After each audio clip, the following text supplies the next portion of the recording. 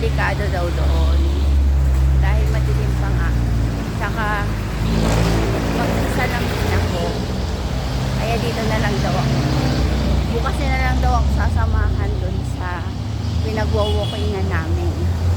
At least dito daw, marami akong kasabay, maraming nakakita sa akin.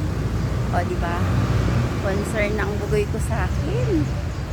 Kaya, bukas, siya naman kasama ko mag-walking. Ayun. Alone lang muna ang ating. So, dito lang muna. Paikot-ikot lang ako dito. Tapos, diretso na ako sa palengke. Dito naman ako nagsimula eh. Diba? Tsaka, same lang din. Pagpapawisan ka lang din naman. Kapag ka nandito ka. So, gawin natin dalawang ikot lang dito. Or, yan. So, ngayon naman, tapos na tayo umikot.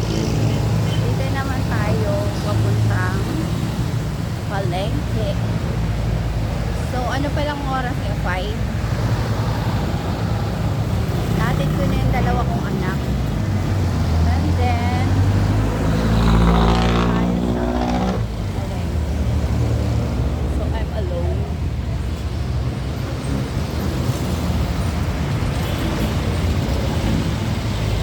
Sa palengke, tingnan natin kung anong mabibili natin. Punta na tayo sa palengke.